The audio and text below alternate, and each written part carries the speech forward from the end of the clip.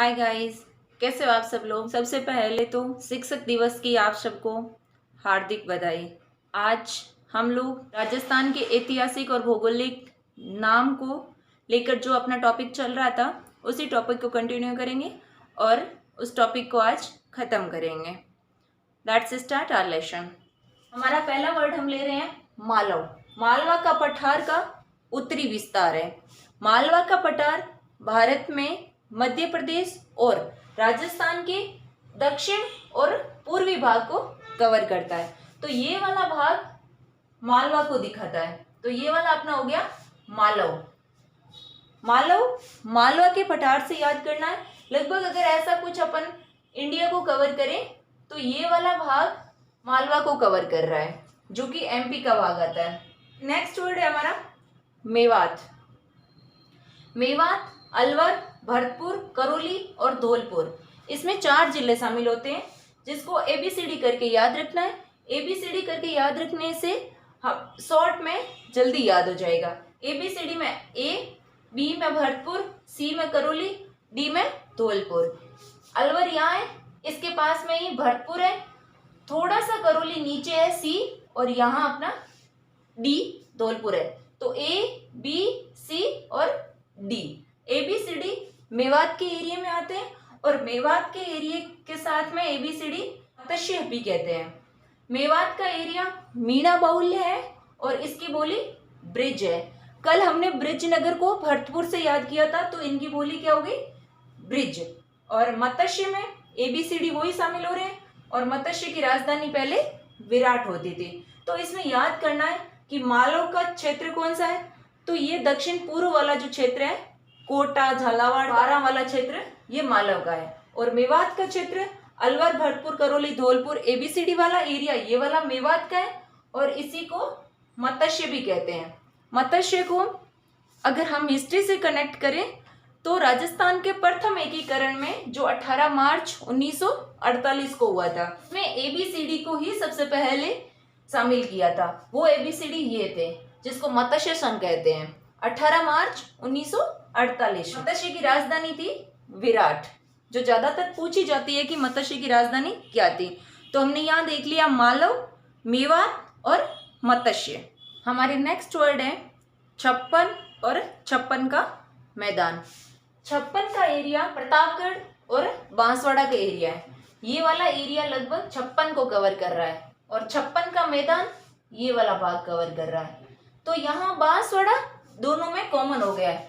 56 ग्रामों के समूह के कारण इसका नाम छप्पन पड़ा है, प्रतापगढ़ और बांसवाड़ा। और 56 का मैदान डूंगरपुर और बांसवाड़ा, और यहाँ 26 नदी नालों का जल प्रवाह होता है, इसलिए 56 का मैदान।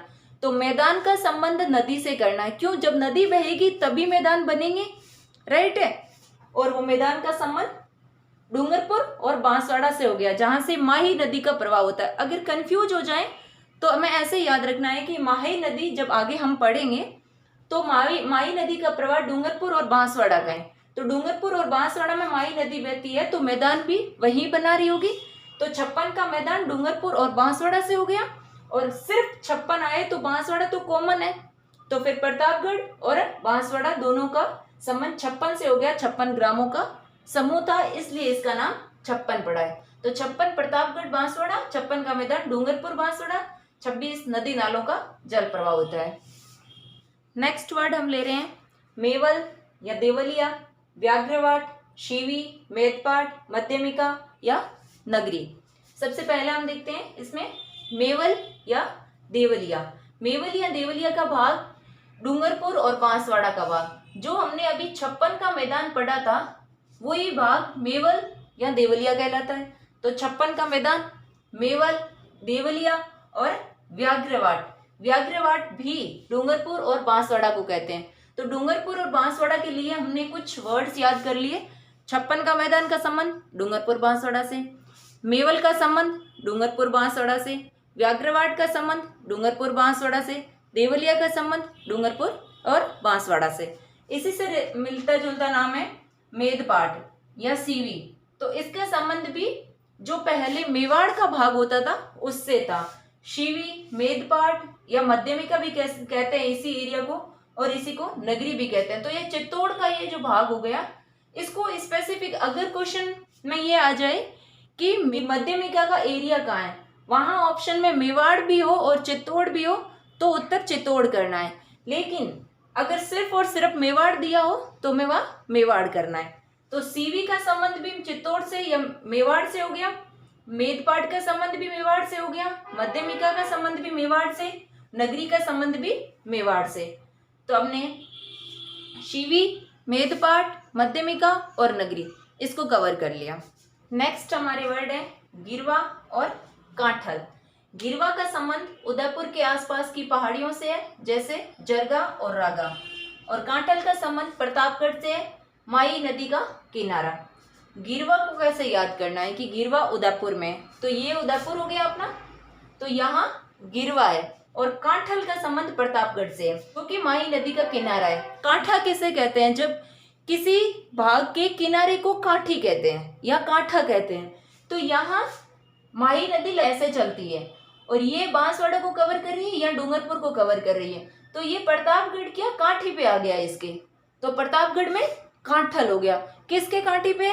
माही नदी की काठी पे प्रतापगढ़ है, क्योंकि प्रतापगढ़ के अंतर्गत माही नदी का प्रवाह नहीं होता है। माही नदी का प्रवाह बांसवाड़ा से प्रवेश करती है और डूंगरपुर से वापस गुजरात में चली जाती है। तो ये माही नदी का किनारा कांठल। नेक्स्ट हमारा वर्ड है देशहरो। तो देशहरो अपने आप में ही आंसर दे रहा है। हरो का मतलब हरे से और देश का मतलब कोई एरिया को बता रहा है। तो देशहरो मतलब पर्टिकुलर क्षेत्र हरा भरा होगा, इसीलिए वो देशहरो। तो वो पर्टिकुलर क्षेत्र है उदयपुर के आसपास का भाग, तो ये वाला भाग देशहरो कहलाता है, जिसको हमने अभी गिरवा कहा है। तो गिरवा देशहरो के रूप में भी जाना जाता है। गिरवा पहाड़ियों के कारण कहते हैं और देशहरो हरा भरा रहता है, हमेशा हरा भरा रहने के कारण इसको देशहरो कहते हैं। नेक्स्ट हमारा वर्ड है गोडवाड़। गोडवाड़ दक्षिणी पश्चिमी बाड़मेर, जालोर और सिरोही। तो ये सिरोही हो गया, सिरोही के पास में जालोर और जालोर के पास में ये बाड़मेर, तो ये वाला पोर्शन हो गया गोडवाड़ का। तो गोडवाड़ या गोडवाड़ी बोली बोली जाती है, इसलिए गोडवाड़ का संबंध बाड़मेर, जालोर और सिरोही से हो गया। फिर नेक्स्ट है श्रीमाल या भीनमाल। बाड़मेर को पहले श्रीमाल या भीनमाल कहते थे, वर्तमान में भीनमाल जालोर में है, लेकिन जो बाड़मेर का प्राचीन नाम था वो भीनमाल या श्रीमाल था। तो श्रीमाल या भीनमाल बाड़मेर में। अब हमने इस टॉपिक को खत्म कर दिया है, इसको एक बार रिवाइज कर लेते हैं। सबसे पहले हमने देखा मालव और मेवात एंड मत्स्य। तो मालवा का भाग हो गया जो दक्षिणी पूर्वी राजस्थान का भाग है। देन मेवात को देखा जिसमें ABCD का एरिया आ जाता है, अलवर, भरतपुर, धौलपुर, करौली। देन हमने देखा मत्स्य का भाग, जो मत्स्य 18 मार्च 1948 को राजस्थान के प्रथम एकीकरण में शामिल था और उसी को मेवात भी कहते हैं। फिर नेक्स्ट हमने देखा 56 और 56 का मैदान। 56 गांवों के कारण है, प्रतापगढ़ और बांसवाड़ा। फिर 56 का मैदान जिसमें 56 नदी नाले बहते हैं, 56 का मैदान हो गया, और नाले बहते हैं इसका मतलब वह मैदान ही बन रहा होगा, जिसमें बांसवाड़ा कॉमन हो गया और दूसरा डूंगरपुर को डाल देना है, क्योंकि वो माही नदी का एरिया है। तो डूंगरपुर और बांसवाड़ा 56 का मैदान, और बचा हुआ भाग जो बांसवाड़ा तो कॉमन हो गया, तो बचा हुआ पोर्शन हो जाएगा अपना प्रतापगढ़ वाला 56 का, जिससे कंफ्यूजन नहीं होगा। नेक्स्ट हमने देखा मेवल या देवलिया, इसी को व्याघ्रवाट भी कहते हैं। तो मेवल, देवलिया, व्याघ्रवाट, 56 का मैदान, ये सारे डूंगरपुर और बांसवाड़ा के क्षेत्र हो गए। फिर हमने देखा सीवी, मेदपाट, मध्यमिका या नगरी। अगर इसमें चित्तौड़ लिखा है तो सबसे पहले हमें प्रेफरेंस देनी है चित्तौड़ को। अगर चित्तौड़ नहीं लिखा है तो हमें मेवाड़, और वो भी नहीं लिखा है तो उदयपुर संभाग को।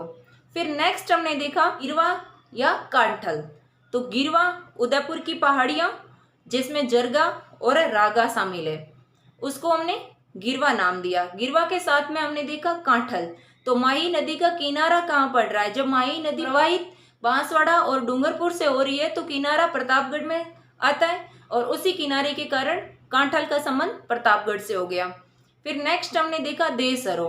तो देशहरो जो गिरवा की पहाड़ियाँ हैं वो पहाड़ियाँ उस एरिया को पूरा ग्रीन कर देती है, हरा कर देती है। इसी कारण उस एरिया को, उदयपुर के आसपास का एरिया, उसे देवशरो कहते हैं। फिर हमने देखा गोडवाड़ और श्रीमाल या भीनमाल। तो गोडवाड़ दक्षिणी पूर्वी बाड़मेर, जालोर और सिरोही। फिर हमने देखा श्रीमाल और भीनमाल। भीनमाल वर्तमान में तो जालोर में है, लेकिन बाड़मेर को पहले श्रीमाल या भीनमाल कहा जाता था। आई होप मेरी ये क्लास अच्छी लगी हो। ये टॉपिक अपना यहीं खत्म होता है। मिलते हैं नेक्स्ट टॉपिक में। Thank you.